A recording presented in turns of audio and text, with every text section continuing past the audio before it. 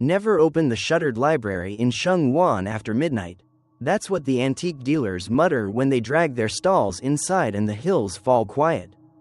Past 12, the tram bell fades, the alleys hold their breath, and the old district library, boarded since another era, glows with a single desk lamp in the reading room. As if someone forgot to leave. Inside, the air smells of damp wood and singed paper. Dust hangs like ash in the cone of light. On the central desk rests a book with no title, no author, only a spine cracked from too many hands. When you lift the cover, the first page is blank.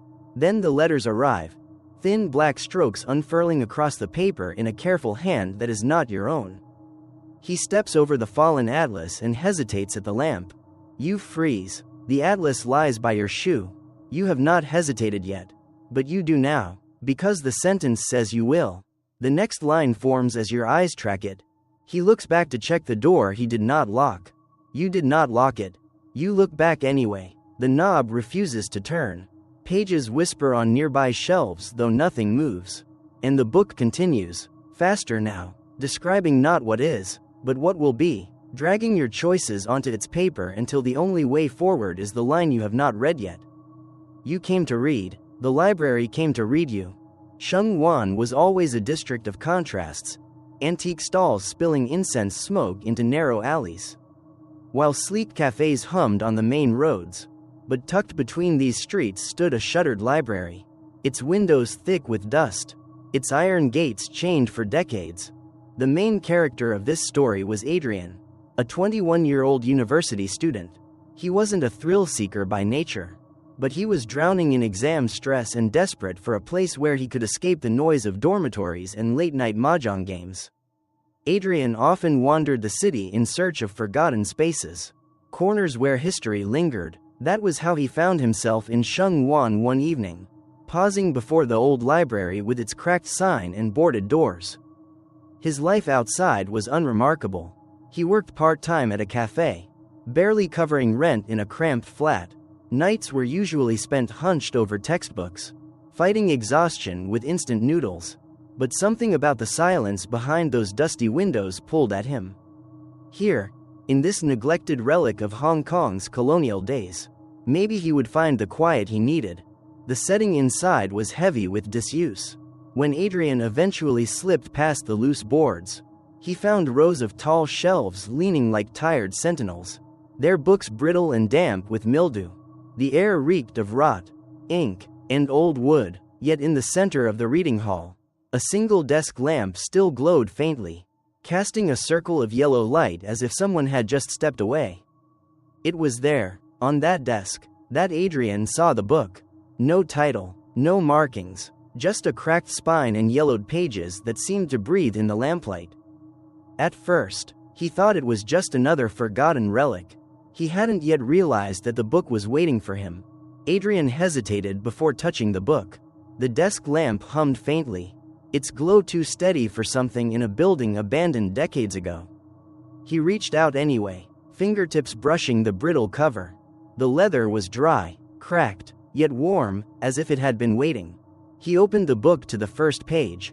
Blank. He flipped again. Blank. A dozen yellowed sheets, empty but for faint water stains. Adrian almost laughed. After the rumors he'd heard from antique dealers and neighbors, he'd half expected something dramatic. Just another urban myth, he thought. Then the words appeared, thin black strokes unfurled across the page, ink bleeding up from the fibers as if drawn by an invisible hand. He leaned closer, breath shallow. The line was short. He sits down. Before he could react, his knees buckled. He dropped into the wooden chair, muscles refusing him choice. His heart jolted. He hadn't decided to sit. The book had decided for him. The next line formed beneath the first. He looks over his shoulder. A chill slid down his spine. Against every instinct, his head turned. The library was silent, shelves looming like watchful shadows. No one there, yet the book had been right. Adrian's pulse hammered. He flipped ahead, hoping to outrun whatever was being written.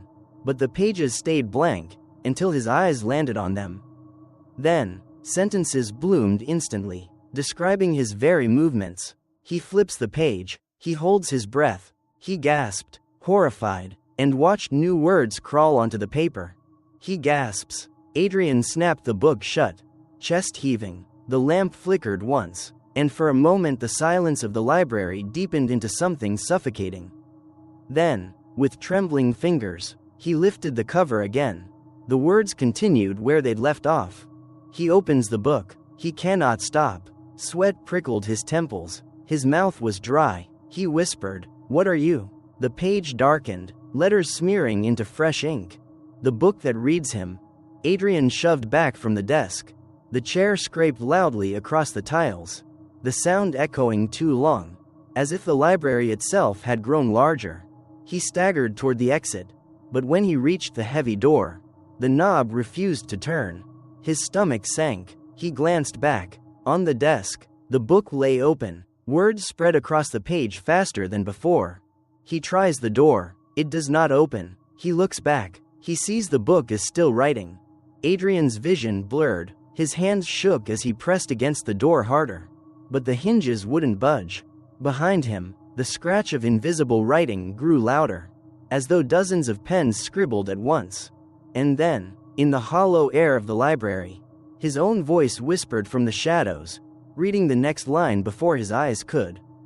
He realizes he is no longer the reader. Adrian's lungs burned as he pressed his weight against the door. No matter how hard he pushed, the wood didn't creak or bend. It was as though it had been part of the wall forever. He spun back toward the reading hall. The book glowed faintly in the lamplight, its pages turning on their own, each one filling with neat black script. His chest tightened. The sentences were no longer describing what he was doing. They were predicting what he would. He stumbles back to the desk. Adrian froze. He forced himself to stay where he was, glaring at the page from across the room. His knees trembled, but he held ground. A shaky laugh escaped him. Maybe he could outsmart it. Then a new line appeared. He thinks he can resist, but his fear drags him closer. The chill in the air thickened, pressing into his ribs. His legs quivered, unwilling, and before he could stop himself, one foot slid forward, then another. He gasped, realizing the book wasn't just recording him.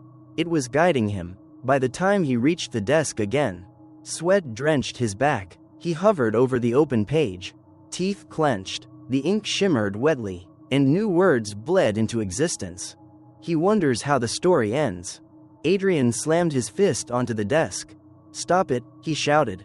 His voice cracked, echoing through the empty hall.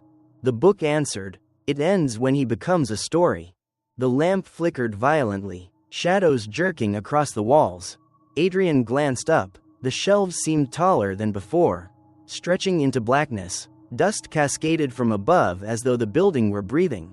He staggered backward, fumbling for his phone. The screen glowed dimly, but the text app opened on its own. A message appeared without his touch. "Read the next page." Adrian dropped the phone, his breath shallow. He looked at the book again. Its pages were already turning, fluttering as if impatient. Lines formed rapidly, faster than he could keep up. He searches for an exit. He finds none. He hears whispers between the shelves. He is not alone. A murmur rose around him. Pages rustled, thousands of them, though most books were too rotted to open. He strained his ears and caught fragments of words, names, dates, fragments of sentences that didn't belong to him. The realization hit like ice. The library wasn't empty. It was filled with readers, or prisoners, trapped in stories written long before he arrived. His stomach knotted. He forced his eyes back to the desk. The book had stilled again, waiting. One final line sprawled across the bottom of the page. He realizes he is turning into one of them. Adrian's scream tore through the library. His voice bounced off the walls. But even as he shouted, the whispers only grew louder, overlapping, hundreds of voices speaking their own unfinished stories at once. The lamp flared white. The book's pages snapped shut on their own, dust puffing into the air. For a brief, terrifying moment, the silence returned. Then the cover slowly creaked open again, and new words began to crawl across the first blank sheet. They spelled his name. Adrian stared at his name inked across the first page. The letters glistened as though still wet. black strokes digging into the paper deeper than the rest. His chest tightened. The library hadn't just recorded him, it had claimed him. He staggered back, bumping into a shelf. Dust rained down, choking him, but in the debris he saw something strange. Tucked between the collapsed spines of dictionaries was a folded newspaper. Edges brittle with age, he pulled it free, coughing. The headline was nearly gone, but fragments remained. 1975 Sheung Wan Library Fire. Several missing. Adrian's hands shook as he scanned the article. The report mentioned a small electrical fire that had closed the district library. But witnesses had claimed more than flames. They reported screams long after the fire had been extinguished, and that several regular visitors, students, pensioners, a schoolteacher, were never accounted for. Official records listed them as relocated or evacuated, but neighbors insisted otherwise. Beneath the article, names were scribbled by hand. Not the reporters, not printed, scribbled. Adrian's blood froze. They were the same names he had heard whispered from the shelves moments earlier. He dropped the paper. It fluttered to the floor, where more words bled into its margins. Fresh and dark. They are still here. His gaze snapped back to the desk. The book was open again, though he hadn't touched it. The page bore no neat narrative now, only a crowd of scrawled signatures. Overlapping, frantic, desperate, names upon names. Adrian's knees weakened. These weren't stories being read. They were lives being written into the book. Everyone who disappeared during the fire, absorbed. Their memories etched permanently onto its pages. A sudden creak drew his eyes upward. The shelves loomed taller still. Impossibly high, as if the library had no ceiling. Between the stacks, figures seemed to flicker in and out. Blurred silhouettes hunched over invisible desks. Endlessly scribbling, endlessly reading. Adrian clutched the edge of the table, whispering, "This is what happened to them, they never left." The book answered with another line forming beneath the scrawled names. "And neither will he." The letters burned darker than ink, like scars etched into the page. Adrian's throat closed. He stumbled back, but his heel struck something on the ground. He looked down. Another pile of papers had slid from the shelf. These were journals, handwritten entries from long ago. One, signed by a man named Ho. "Read. The book knows my thoughts. Every time I resist, it punishes me by showing me what comes next. I tried to close it, but when I woke, I was already part of the page." Adrian flipped through others, each telling the same story, readers caught, documented, erased from the living world and bound to the endless narrative of the book. His vision blurred with terror. The truth was undeniable. The Sheung Wan Library wasn't abandoned because of fire damage. It had been sealed because it was hungry. The whispers swelled again, louder, closer, as if the books themselves were crowding him. He clamped his hands over his ears. But one phrase cut through. "Your name is written now. You belong." Adrian's eyes darted back to the book. The next line had already formed. He accepts the truth. He belongs to the library. The library groaned as though the walls themselves were alive, shifting in rhythm with Adrian's pulse. Dust fell in lazy spirals from the rafters. The lamp on the desk flickered violently, casting the book's pages in alternating pools of light and shadow. The latest line glared at him in wet black ink. He accepts the truth. He belongs to the library. Adrian's throat closed. "No," he whispered, shaking his head. His voice trembled. "No, I don't." The words on the page blurred, then began to rearrange themselves. Ink crawled like worms across the parchment. A new line bled through. "He says no, but the story writes him anyway." The desk trembled. The book's pages flipped furiously, faster than any wind could move them. The sound was deafening. 1,000 whispers all at once. The frantic turning of histories written against their will. Adrian staggered back, palms over his ears. The shelves responded, their rows warping outward as if bending toward him. From between them, faint silhouettes emerged, smudged figures of men and women hunched like prisoners. Their mouths opened, but only static whispers spilled out, their voices woven into the book's relentless scratching. Adrian's eyes snapped to the desk again. The book had stopped flipping. A new page stared up at him, Words forming slowly, painfully deliberate. He sees them. He understands what he must do. He will close the book and become one of them. No, Adrian roared, lunging at the desk. He slammed the cover shut with both hands. Dust exploding outward. For a moment, the whispers died. Silence pressed heavy, absolute. But then, from beneath his palms, heat bloomed. The cover quivered. A low hum vibrated through the desk into his bones. The book shuddered violently, then snapped open again with such force that Adrian was thrown backward. He landed hard on the cold tiles, his vision swimming. When he blinked back to clarity, the book was glowing. Letters burned themselves into the air above it, floating black strokes that hovered like flies. They rearranged into words he couldn't ignore. He fights. He fails. Adrian's heart stuttered. No, he growled, dragging himself upright. His gaze darted across the hall. The scattered journals, the newspaper clippings, the scribbled names. Everyone had surrendered. That was why they remained trapped. He clenched his fists. I won't. The pages turned again, faster, resisting him. But this time, Adrian lunged forward and seized the pen lying forgotten on the desk. Its nib was cracked, rusted, but when he pressed it to the page, the ink flowed like fresh blood. His hand shook, but he scrawled desperately over the existing line. He fights. He wins. The whispers screamed, high-pitched and furious. The shelves convulsed, spilling rotten books to the floor. The silhouettes writhed, their forms collapsing into ash.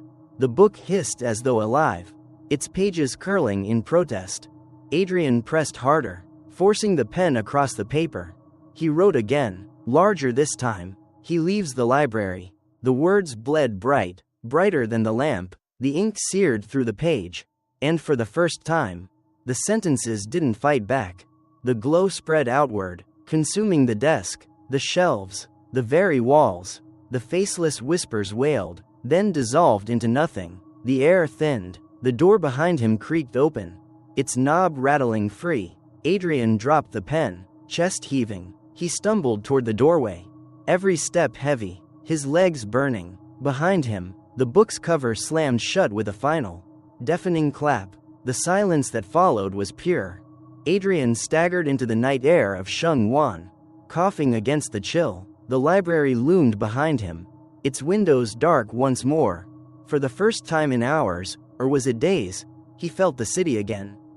The glow of street lamps, the sound of trams in the distance, the pulse of life. But when he looked at his hand, he froze. His palm was stained black, ink etched deep into the lines of his skin, as if the book had marked him. And beneath the tattoo of ink, faint letters had begun to form. The story is not over.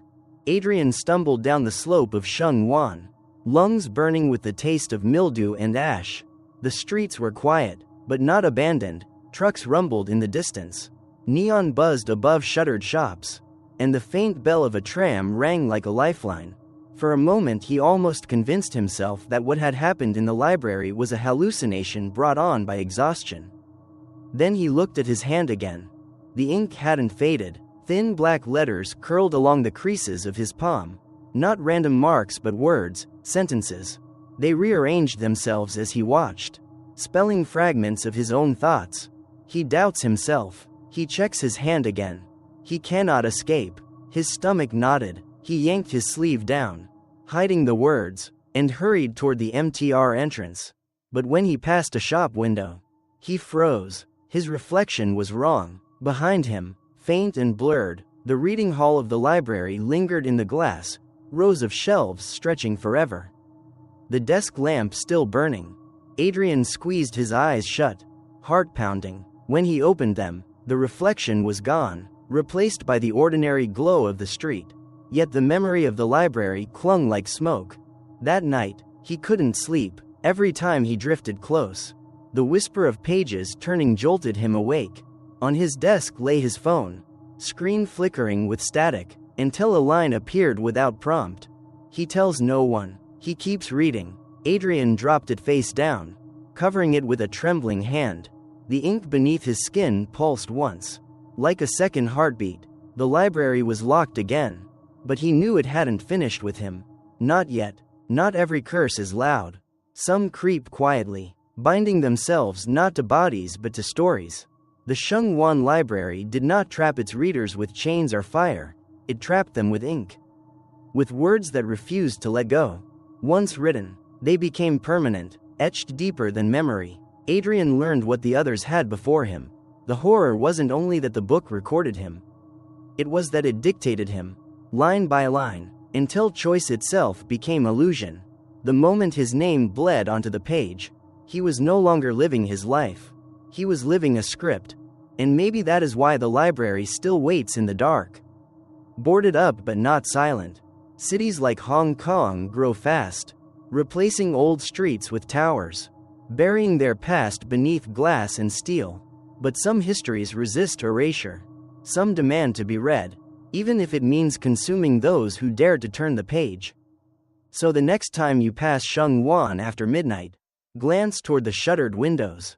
If you hear a lamp humming faintly inside, keep walking, because once you open that book, you may find that it isn't you reading the story, it's the story reading you.